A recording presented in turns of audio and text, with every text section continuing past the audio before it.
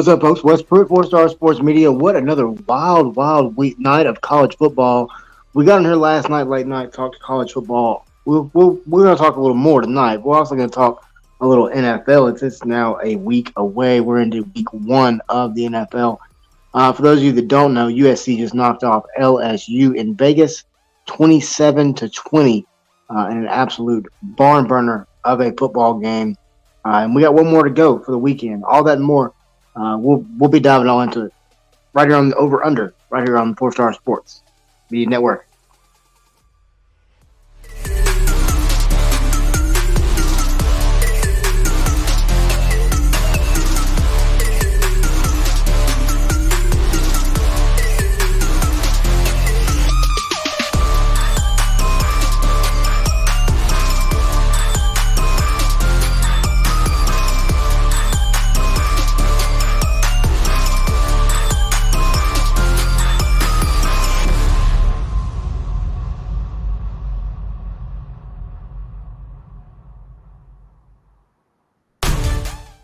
All right, got John started in the house, as some of you saw there. John, what's going on, man? Why not? Exactly, man. What a game. Let's just start there. I wasn't gonna start there, but we'll just start there. USC 27, LSU 20, final from Vegas. What a game. What's your just initial thoughts when the game just ended? What's your initial thoughts on this game? My initial thoughts without looking at everything in detail. Both defenses, I'll tell you what, we talked about this early in the week, to be honest with you, and we thought this very well could be a shootout because, both defenses struggling years past and whatnot, and could be the old Southern Cal, could be the old LSU defense, but this turned out to be a hell of a game, in my opinion, to be honest with you, because the defenses showed out in the first half, and they showed out a little bit in the second half, but big plays from the Southern Cal Trojans were the difference in this game, in my honest opinion. And kudos to Coach Riley as well. And as you know, a former Memphis assistant football coach, Coach Anthony Jones, is now at Southern Cal. So credit to Coach Anthony Jones for a great strategy as well, being on that staff with Coach Riley going in this game. Yeah, USC outgained LSU 447 to 421. USC had 378 through the air, only 69 yards on the ground. LSU had 304 through the air, 117 on the ground. LSU did have 10 penalties for 99 yards. On third downs, USC was 3 of 9. LSU was 5 of 13. When you look at Nussmeier, I thought the kid played absolutely amazing. 29 of 38, 304, 2 touchdowns, 1 interception. And on the other side, you look at Moss for USC, talented quarterback. I like him a lot. 27-36, 378, 1 touchdown on the night. And then you look at the rushing wise. I mean, Southern Cal had 3 rushers on the night, 23 rushes, 69 total yards. You look at LSU, 4 rushers on the evening, 26 attempts, 117 yards on the game, along with 39 with an average of 4.5 yards per rush. But when you look at it, man, on the receiving side, 2 absolute mammoth offenses. When you look at Southern Cal, 27 total catches, 378 yards, 1 touchdown, along with 41. Did have 36 targets on the night and 188 yards after contact, which is a wild number to me, John. Then you look at it on the LSU side, 29 catches, 304 yards through the air, 2 touchdowns, along with 41, 38 targets on the evening, and 153 yards of yak. You just talked about it. I mean, I mentioned it last night. We were talking about the game. It's been a calling card of essentially every Lincoln Riley team that defensively they struggle. You hold an LSU team, I mean, albeit 421 yards is a lot of yards, but it's also a really good offense. I mean, you look at it, John, no score for the first quarter, tied up 10-10 at half. LSU takes the lead 17-13 after the third, and then really Southern Cal outplayed them. in the fourth quarter. When you look at the fourth quarter, man, just looking at numbers, LSU only had 76 total yards in the fourth quarter. What did you see that maybe hindered them in the fourth? Other than dumb penalties to push them back 5 to 10 yards, like I know people are saying, well, the new helmet rule. I mean, that new helmet rule they got though. If I remember right, the coaches can only say so much going into the play clock. Correct? Like maybe like 10 seconds left in the play clock. Is that correct? Am I wrong about that? As far as I can remember, I think you're accurate on that. I can do some Okay. research. To your point, LSU had 3 penalties for 34 yards, and through the third quarter, had 7 penalties for 76 yards. But those 34 yards hurt. Um, Yeah, one of them was like a big targeting call at the end, and then holding calls, and then false starts. You name it. I heard the offensive line or in the quarterback play because it sounded like to me Southern Cal fans finally showed up in that fourth quarter because looking at the videos and watching the game, it seemed like all LSU fans in that dome throughout the game. 75% LSU fans. I've been reading reports regarding that to 25% Southern Cal fans.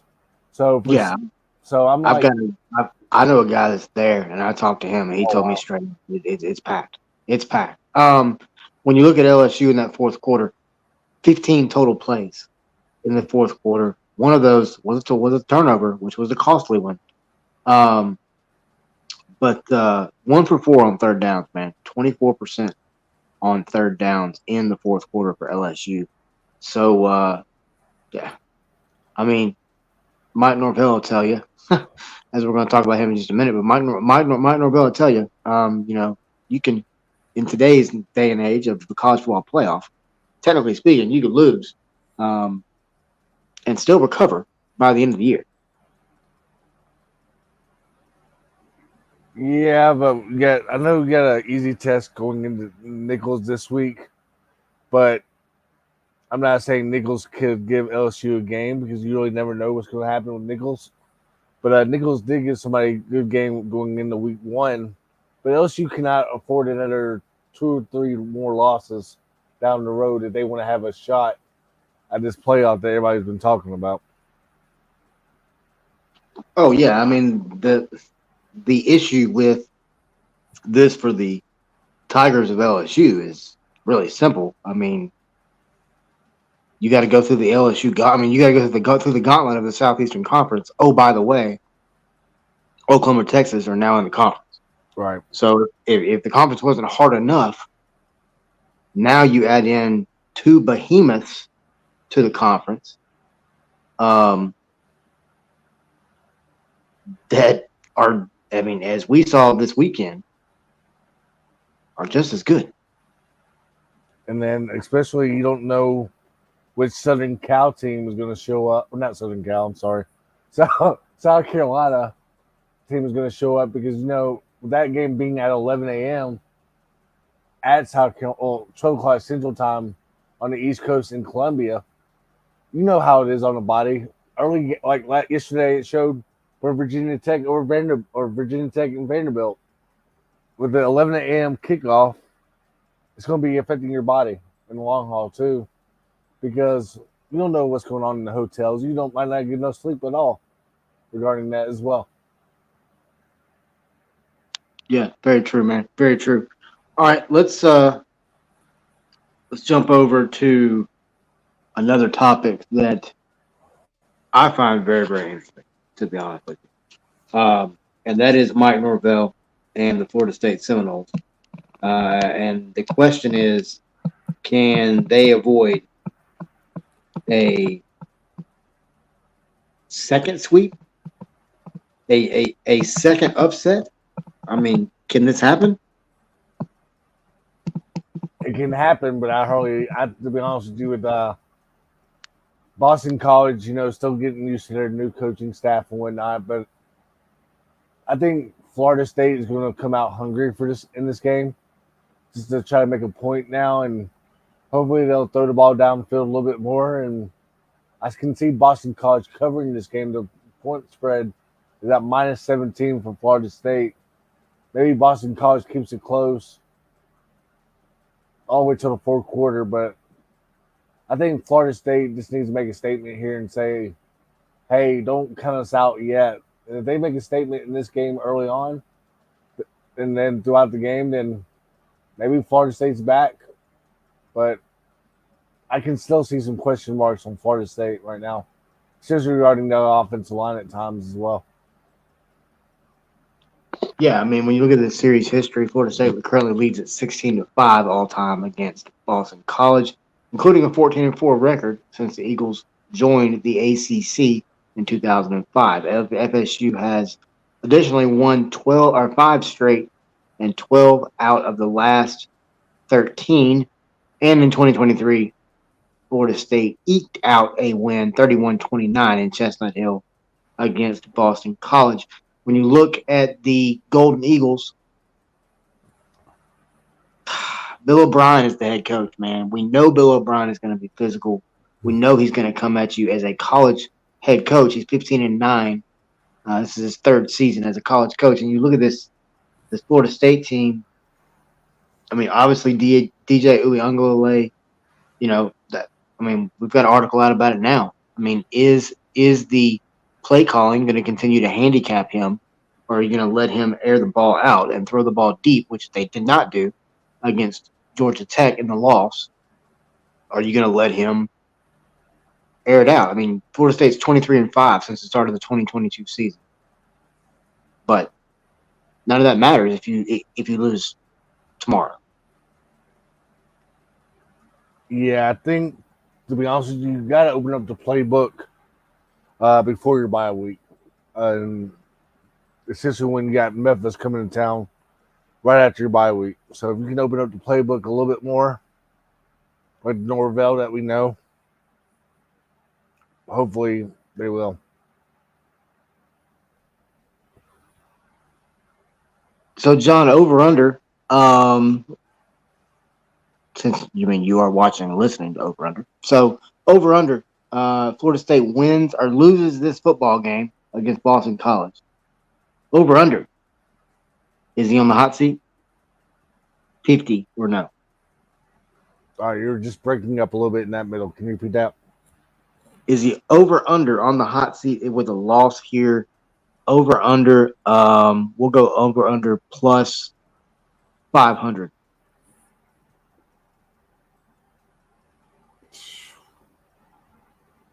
Man, I'll say Florida State fans right after this game will probably say over 500. But to be honest with you, I don't think he'll be on the hot seat. But his seat might be a little bit warm throughout the year. And then, I mean, on the other side, you got my guy Tommy Touchdown or Thomas Castellanos. He passed for 305 yards, ran for 95 in Boston College's 2023 Week 3 game against Florida State last year. When you look at Haynes King and what he did to Florida State, it wasn't all that flashy. It was just damn effective. When you look at it, Tommy Touchdown, Tommy Tutty, he was the first BC quarterback to ever lead the team in a winning streak of 5 games since Chase Redding did it in 2010. He also rushed for 13 touchdowns, was the third most in the ACC and most in a season or career by a BC quarterback. So, I mean, we know Mike Norvell defenses. We know Adam Fuller defenses. Any type of mobility in the quarterback causes issues for this team. They had some tackling issues, major tackling issues in Dublin. I don't know if that was the green beard, green grass, or what, but I just feel like this is another trap game, back-to-back weeks for Florida State. It seems like, though, that everybody seems to be struggling against a mobile type quarterback these days, to be honest with you also. But I can see where you're coming from regarding a trap game because you really don't know what to expect from a coach Bill O'Brien. football team, especially when they have had pretty much all summer and fall, even a few weeks off going into the regular season to prep for this game. I just don't. I'm just trying to figure. Me personally, I'm shocked by the line more than anything. To be honest with you, being 18 points right now, it just went up to 18 points. So I'm kind of surprised by the line in this game. I thought the line would probably be anywhere from 10 to 11. To be honest with you, in this game. Yeah, I mean, you talk about Bill O'Brien. I mean, when you look at his staff, he brings. I mean, he's got Will Lawing is the offensive coordinator and tight ends coach. When you look at him and you look at the continuity, I mean, he spent the last 13 years working with O'Brien at Penn State, the Houston Texans, Alabama. Oh, and by the way, the New England Patriots. So, and then on the defensive side of things, O'Brien brings in Tim Lewis as coordinator. Lewis spent the last 20 years in the NFL with 2 stops as a defensive coordinator with the Giants and the Steelers. He also brings in Ray Brown, the secondary. Dan O'Brien, last name rings a bell, right? As a linebackers coach. Brown arrived on the Heights from Washington State. O'Brien makes his return to BC. Just a lot of fun, man. And breaking news, because Bill Belichick has some type of role in this game too. No, okay. Oh, I mean, yeah. Hey, you ain't doing nothing these days, so you never know. Very true, man. Very true. When you look at the, transfer, everybody talks about transfer talk. So when you look at that, Boston College added 10 players through the transfer portal following the 2023 season, and all 10 maintained their commitment to BC following the Eagles' coaching change. You had Texas Tech wide receiver Jaron Bradley come over. He's got 92 career receptions. You bring in Florida International quarterback Grayson James. He started 10 games in 2022. You bring in defensive backs from Ohio State, wide receiver Jaden McGowan from Vanderbilt, who's got 1,609 career all-purpose yards. I mean, you bring in a running back from Kansas State who has over 1,800 rushing yards, Trayshawn Ward. I mean, you bring in guys, talented players. I don't, I don't know, man. I just see this as being a major trap game again for Florida State. I mean, BC plays one of the ACC's 6 road games versus the SEC when it makes a road trip back over to Missouri as well on 9/14. So, but when you look at it, man, like, you open up at Florida State, that's tough. Like I said, if Castellanos put up 400 yards of total offense in the 2-point defeat last year. So let's go ahead and start there, man. Over under, John. Well, I'll tell you what. Let's go ahead and just get a little pick in here. Okay. Who you got, man? Florida State or Boston College?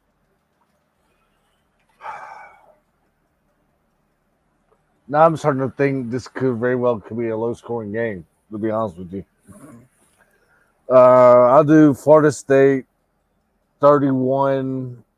Not low-scoring. I'm sorry. Florida State 31, Boston College 21. Something similar to that, but I think Norvell just opens up the playbook a little bit more in this game. Okay. Yeah, I mean, see, and that's one of the first things that stood out to me in that Georgia Tech game was the fact that he really didn't open it up. Hopefully ESPN gets their contract resolved so I can watch this game tomorrow too. Boy, there's some pissed off folks at DirecTV right now, boy. Not me. I got Hulu. I'm sitting there watching it right now. Sorry, folks. Yeah, but 16.5, man. I mean, if you're looking at spread wise, I'm going to take Boston College to cover that spread. Give me Florida State to get the win. Is it a trap game? Yes. Do I think Florida State rights the ship per se, gets the win? Yes. Over under wise, give me the over, man. Give me the over. So what score do you got then? I mean, I don't have a specific score. I just have an over. If I can say a score, you can say a score. Come on now. I don't know. I mean, Because it's probably Florida State 35. No, we'll go Florida State 42. Um, Boston College 28. 34. Ooh. Yeah, the over and under is actually at 50 right now as we speak. Boy, mine's definitely up. Yeah. I think Florida State scores that almost by themselves. All right, John. So let's go look at. I've got a list of 5 games. I got a list of 5 games, and we're gonna go over under here. Real simple stuff. So we're gonna start with Army and FAU. The over under in this game is 44. John, you got over or under? At 44? Interesting. Um, Gosh, I really don't know what to expect on the Florida Atlantic team. I know they played in East Lansing and almost scored 10 points. And this is an Army team that does run the ball. And you know what? Right now, I'm just going to say under because I don't know what to expect on Florida Atlantic. I really thought Florida Atlantic would score more than 10 points last week. And I think Army controls the game on time of possession as well. So I'll do under in that game. Yeah, I mean, I have to agree. I mean, and with that Army offense, it's definitely going to be it's definitely going to chew some clock, no doubt about that. So, yeah, I completely agree, man. All right, up next, John. Let's go with. Oh, hold on. Hey, what channel is that game on, by the way? Do you know by any chance? Or is it on ESPN Plus? Believe it's on the Plus. That game should be on CBS College Sports. I'm sorry, but I know Navy has control. I know Navy has control on that, but that game should be on CBS College Sports. Agreed. All right, man. Up next, a game that's pretty popular up here in my neck of the woods, but the Hogs taking a little trip over to Stillwater, Oklahoma. The over/under for this game is currently sitting at 60. This is also a line that I'm going to watch to see what moves. That'll be a segment as this show progresses through on, as far as big, who moved up and down, things like that. But Arkansas and Oklahoma State lines at 60. Give me over all day long on that one, John. Yeah, I'll say over as well, just because I think Arkansas did a great job. I know it was Arkansas Pine Bluff, but when you score 10 for 10 on your possessions, that's just a heck of a job on offense in general. You don't see that very often at all these days in college football. But the real question is Ollie Gordon finally going to get his 50 touches that he was promised last week? I doubt that. I really do again. But yeah, give me the over all day. I see like a 35-30 type shootout in good old Stillwater. All right. Yep. A line that really surprised me. Troy at Memphis. Over under is 57. I mean, give me the over. That's an interesting matchup. I don't want to go as far as to say that has a potential to be a trap game for Memphis. I mean, there's a lot of fight in that SMU. I mean, in that Troy team. Mm-hmm. But Nevada just flew across the country and beat them. They can run the ball. They've got some weapons. Give me the over. Give me the over, John. What about you? So the over and under was at 56.5, you said? Yeah, I saw 57. Okay. Yeah, it's going up a little bit at times as well. So anywhere from 52 it started out at, or 50 it started out at now. A lot of people are thinking it's going to be a shootout. And to be honest with you, you know what? I won't say under. I'm just going to just disagree with you on one of these probably. So that's the reason I'll just say under. I think if Memphis wants to win this game, one of the keys, in my opinion, in this game for it to be under, win that time possession. I know you want to hurry up and do your hurry up offense, and whatnot. But like you brought up, Troy's got a lot of weapons on offense, and I think this is a game you got to win that time of possession. Like you said, it very well could be a trap game because of Troy's history, because they got good offenses and whatnot. But the time of possession is going to be key in this game for both teams. I can see Troy also doing the same thing and being no hurry on offense. So I'll say the under.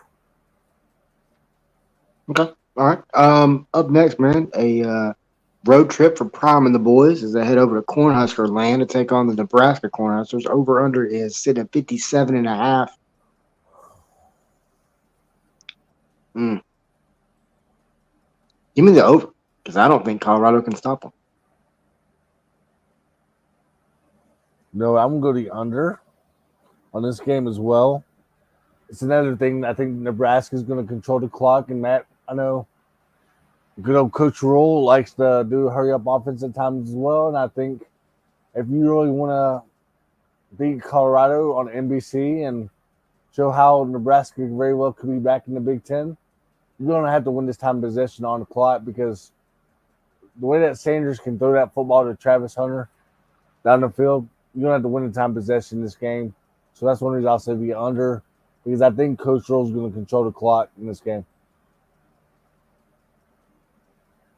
Okay. Yeah, I can see that. I can see that. I mean, I'm gonna go the over, but I can see it. All right, man. Last one.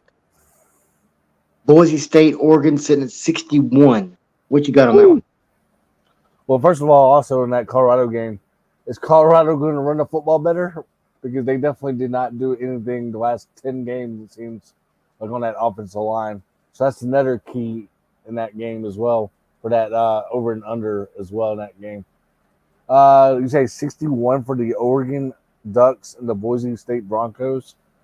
You know what? I'll do over in that game, because I think Dan Lanning and is going to open up the playbook a little bit more. And I think Boise State, I know it's at Oregon, a tough place to play at, but I'll say it's going to be the over. Okay. Give me the under in that game, John. Give me the under. I think Boise State.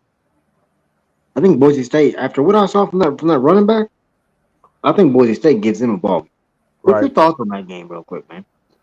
You just brought it up. The running back was a stud. We saw him last year firsthand, and it's one reason I think this Mountain West is going to be interesting down the road, because a lot of people are predicting Boise, UNLV, and Air Force to compete for that Power 5 spot in that Mountain West. But I think it's going to be a good game. I really do. I think, to be honest with you, ever since they gave that job to, the Boise State coach, I forgot his name on top of my head, but ever since they gave him that interim job, and ever since he took over that football team, I've very well been impressed with his play calls. And then, hey, last week against Georgia Southern, you had a shootout with Clay Helton in that game. So that's one reason I'm picking the over in that one. All right, man. Let's get to me and you both picked two spreads that stood out this week. So let's go ahead and get to them. Give me your two, John. Hang on one second. My two that stood out to me for spread wise was Georgia Tech -3 at Syracuse. Could this very well be a trap game for Georgia Tech? You started the year 2-0, you beat Florida State, and then you beat Georgia State. Well, you kind of didn't really show up. I mean, you really didn't show that much against Georgia State, I guess. But the Carrier, I still call it the Carrier Dome. I know it's called something different now. But Georgia Tech being favored, I was kind of surprised by that point spread. I thought it would be a little bit higher. But Syracuse always plays well at home. Maybe that's why the point spread's at -3 for Georgia Tech. And then another game is Tennessee -7.5 at North Carolina State. Or I call it at North Carolina State because the game is in Charlotte, but the game's really in Charlotte, North Carolina, at Bank of America. That's got Tennessee. I'm surprised by that line. I thought that line was going to be more like 10.5 to 11, to be honest with you. So, in the way that Nico impressed me, I know it's against Chattanooga, But the way that Nico has impressed me the last two games by being that starting quarterback for the Vols, I'm a little bit surprised by that line. So those are my two right there. All right, man. My first one is going to be Texas at Michigan, and I put it on here for this reason. This opened up at a 3.5 point favorite for Uh Texas. huh. Line was 43.5, or the over under 43.5. It is currently 6.5. It jumped by 3 points, Wow. and the over under, which is I know it's not part of this segment, but the over under is now 45. But that stood out to me quickly. Now, I mean, albeit, let's keep in mind, Michigan averaged just 4.2 yards a play, and it's went over Fresno State. Um, but that majorly stood out to me. And then the other one is this: there's really not a lot of movement in this game, Mm-hmm. except for the over under, which jumped pretty dramatically. So the over under the spread is still 2, and I'm talking about Virginia at Wake Forest. The spread's still 2, Wake Forest, right? The over under jumped 48.5 to 55 points. So I mean, as of Sunday evening, as of tonight, we're sitting at 55 for this game, where it opened up at 48.5. So and I mean, we're getting ready to get into a game over under wise, but yeah, those are some very interesting spreads in week 2. John, what's your thoughts on a Go game ahead. that you're looking forward to as far as over under is concerned? Well, I was going to ask you, what did you think about that point spread regarding the Tennessee game? Did you thought it was going to be a little bit more as well? I mean, I don't know what. I mean, come on, man. Let's just call a spade here. I mean, a lot of these matchups, and Madison Pimke posted a thing earlier that was just a list of teams that got blown out. Now, were some of them FCS schools? Yes, not all. Um, you do. I mean, what do you really learn in a blowout win? Right. I mean, Jeff Lebby said it yesterday in his press conference. You know, was it fun? Yeah. Do we have a lot of things to clean up? Yeah, we do. We got a lot to clean up. And that's fun too. Getting in there and cleaning stuff up is fun. Um, that's another team, man. I, that Mississippi State is. I don't think they can be slept on this year.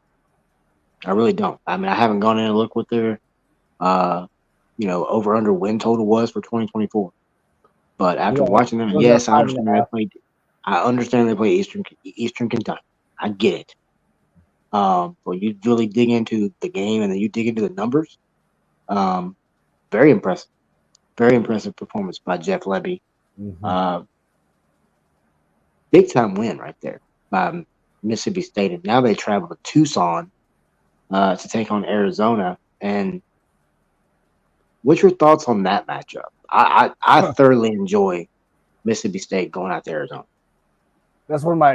To be honest with you, I was going to bring one of those games up. To be honest with you, because you don't know what's. I mean, you really don't know what's going to happen. Being a late kickoff for one thing, because you'll be waiting all day because you'll be watching. I mean, you'll be watching other games throughout the day as well, and it's really going to be a late kickoff. And I know it's 9:30 Central Time, so it's 8:30 their time, and you're the last game pretty much on TV. So you can call it the Big 12 versus SEC after dark, I guess, because we might have a little bit of post game watching that game like we usually do every Saturday night. But my thoughts on this game, to be honest with you, this very well could be a shootout.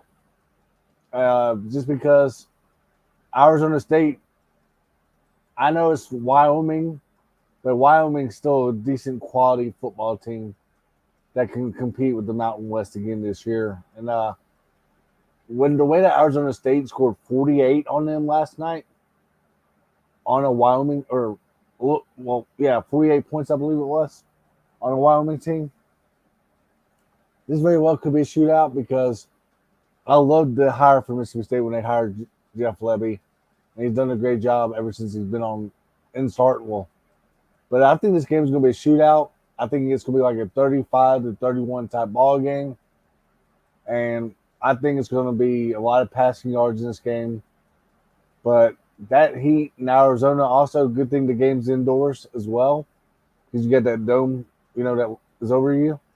But I love this matchup. Like you said, I want to see more of these games, to be honest with you, early on in the season. I agree. I agree 100%, man. All right, let's dive over to the NFL. They get, excuse me, they kick off this weekend. Let's go over some over-unders. Are you ready? Well, what do you think about this BYU SMU matchup? I was going to ask you about that game because that was another game that kind of surprised me. By that over and under is at 54.5. Are you kind of surprised by that over and under? I'm not, just because of the Rhett Lashley offense, how efficiently and effectively he runs it. I like Preston Stone. I've had conversations about him. Plus, we've seen him. I like that BYU team. There's something about them in the Big 12 that it just has kind of a old school feel to it. I'm not sure why, but it does. I think that's going to be a hell of a football game. Yeah, that's one of your thoughts because I was kind of surprised, especially the way that Nevada pretty much handled some type of business a little bit against SMU until late. Yeah, no doubt. All right, man. Let's dig into the NFL quickly as we it starts Thursday night, baby. Can't wait. Start Thursday night. All right, so let's go ahead and get into it, man. So, when you look at the Ravens and Chiefs, over under sitting at 47.5 points, John. What's your thoughts on that? Lamar Jackson versus Patty Mahomes, Kermit the Frog. I'm kind of. I thought the over and under would probably been like at 40-41, to be honest with you, just because it's early on in the season, and it very well could go down to like special teams regarding Justin Tucker versus Mr. Butler for the Chiefs. So that's one reason I think it's going to be under. I could see it like being 21-20 ball game. Okay. All right. Give me the over on that one. Another game that stood out to me is Green Bay and Philadelphia. I think it's a great matchup. I've been told, I guess, that both teams can't wear green. Is that accurate? Something like that. But Lions 48.5. Who you got in that one, man? Give me the over. By the way, give me the over in the Chiefs matchup here. Okay, so we got over and over, and I got under. Okay, you said the Green Bay Philadelphia matchup? Yep. And that game is in good old Mexico. Yes, sir. And that game's on Peacock, which is very unfortunate, but you know what? I'll say I'll be watching it. I'll say over. So yeah, over, because I think Jordan Love has something to prove this year, especially when Justin Fields and ain't with the Bears no more, and Caleb Williams is going to be a rookie, and Minnesota does not have a quarterback as we speak right now. So it's going to be an interesting matchup. So I'll go ahead and say the over, but the offensive line for the Eagles better show up is all I got to say on that one. All right. Up next, Titans Bears 43.5 points. That's gonna be a fun one, man. That's gonna be a fun one. And I'll get into why I'm excited about the NFL at the very end here coming up. But give me the Titans to get the win. Obviously, I'm a Titans fan. And give me the over.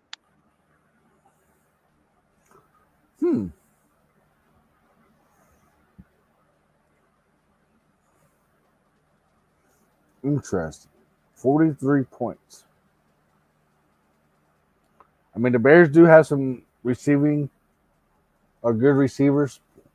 You know what? I'll just say the under because you don't know what the weather's going to be like in Chicago. So I'll do the under. Okay. Okay. All right. All right. All right. Yeah. I like that. I like that. All right. Let's go ahead and keep the local folks happy here. Let's go Dallas Cowboys and Cleveland Browns. Also 43.5 on the line for the 325 kick on that one. Under all day long. I have to agree there, man. I have to agree. Have to agree. All right, last one is JETS Jets and those daggum 49ers. You know what? Scratch that, John. I got to go with the LA Rams and the Detroit Lions because it is the highest point spread of the week at 51 points. Who you got? Over or under? Just the way they said that. It's at 51 and a half. That's got, man. It's a lot of points. I like the receiving matchup in this game. I like the quarterback play. But you don't know with Matthew Stafford at quarterback because it seems like he always gets banged up the first game. I'll do the over. I just like the receiving core in that matchup a lot. Okay. All right. Okay. Okay. Okay. What do you All got? right. All right. Let's go. Let's go spread them real quick. Well, man, Um. who you got over or under? Oh,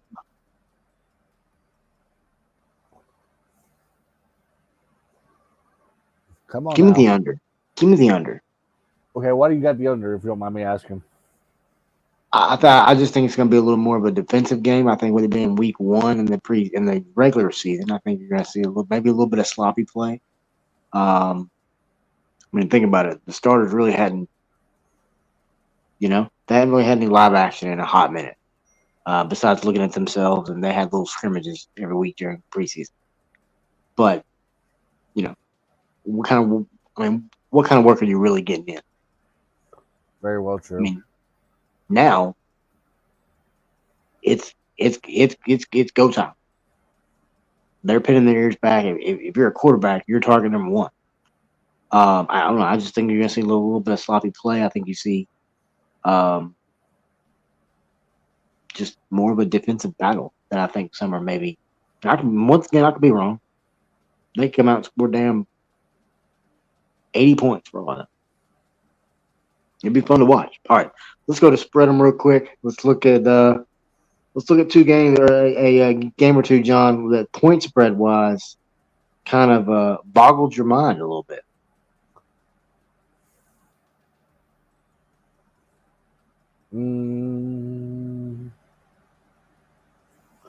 New England and Cincinnati. Cincinnati by 9. Um, the quarterback play for the Patriots. I know it was the preseason games, whatnot, but man, the quarterback play in New England looked pretty decent to be honest, or looked pretty good in the preseason because, as Coach Mayo said all preseason long, I don't have a QB1 yet.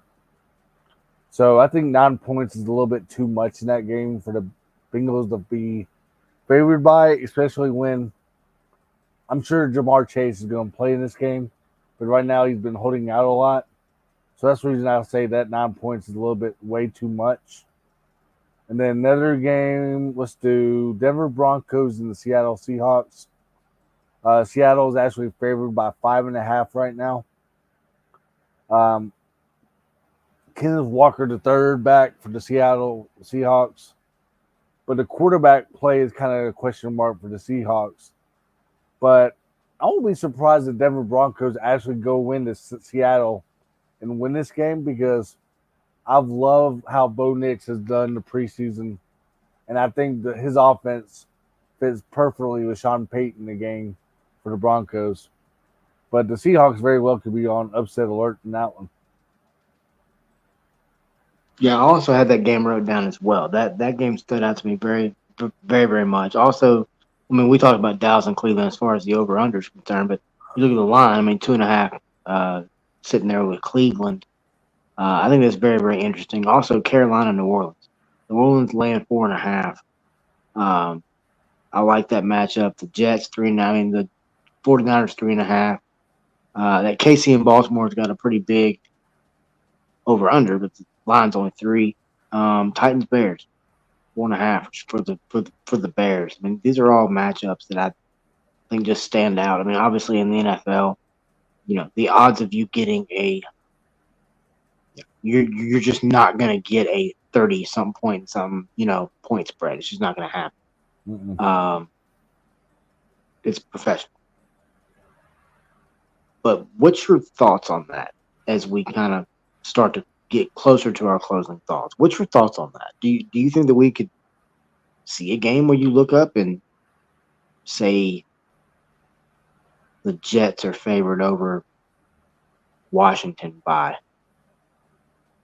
38? You'll never see it. The only time we probably see that is everybody's resting the whole team basically for both teams, maybe. And the Jets just got more people in the practice squad are just way better. But I don't think you'll never see that. I'll see like maybe down the road you might see like a 20 to 21 point spread, but you'll never see something like in the 30s at all. Makes sense. Makes sense. All right, man. Let's go to closing thoughts. Uh, what just had you really excited about the upcoming NFL season? Just looking at people making the roster, to be honest with you, a lot of people not have made their roster on the final cuts, and whatnot. But the way they are now on their practice squads with their collective teams and maybe still competing for that spot down the road. And if somebody gets injured, in practice this week, they very well could see their first game action this week. And this is like you brought up, and I have brought up numerous times throughout the show. There's some interesting matchups in week 1. So that's one reason I'm definitely looking forward to NFL this year because you see a lot of games throughout the scheduling this year that you're like, do I really want to spend $300 on a ticket and save $20 on SeatGeek, per se, as well. Yeah, no doubt. Obviously, if you guys need tickets, head over to SeatGeek now. Type in 4 Star Sports Media. When you do, it will save you $20 off that ticket purchase. Facts. There's no question about it. They will do it. Yeah, John. Well, I mean, what? I mean, I'm excited to watch the maturation of the rookies. Caleb Williams really excites me. Jalen Daniels really excites me. Numerous other players all around the league. And I mean, I almost watch the NFL from a player perspective, in a sense, more than the team perspective. I mean, I watch it for the love of the sport, obviously, but I am more going in and seeing how players do, and going and watching their all 22 and seeing how they play. I'm more into doing that. I mean, obviously, I will also do it for certain individual teams, but I'd much rather do that than I would just pay attention to one team, be just so focused on one team. I just feel like in the NFL, there's so much more availability for that. Does that make any sense? Yeah, it does. Absolutely. You just brought it up. Like, there's just so many good rookies out there right now. And Marvin Harrison Jr. might be one of the rookies of the year this year for the Cardinals. So you really never know what to expect on the rookies. And I think this year there's just so many great teams that are going to be competing for that playoff spot as a wild card that you might not really see. Like you might see an Arizona surprise people this year as well. So that's one reason I'm going to be following a lot of teams in general, not only on the NFL Network, but throughout this year because who knows, I might pick one of them up in fantasy tomorrow night.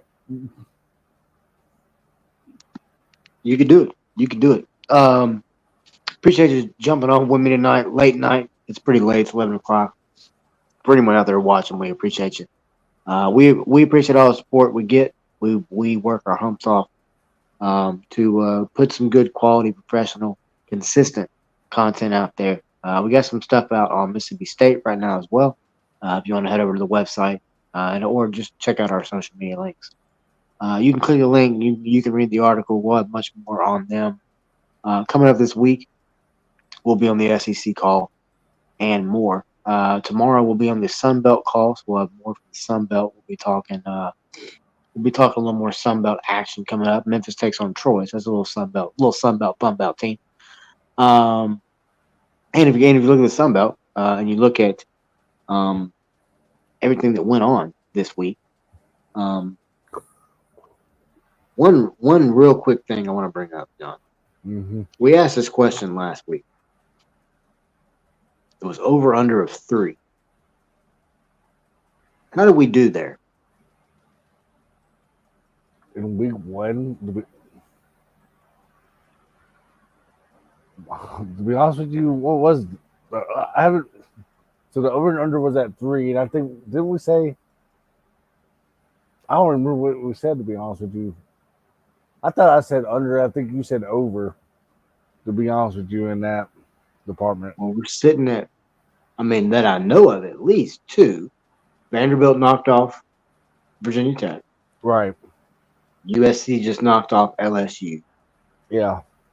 That's just off the top of my head. There's got to be at least one more, I would imagine. All right, hang on. Let me just go by this schedule real quick, if you don't mind. But let's also forget the week's not over because you still got Boston College and Florida State tomorrow night.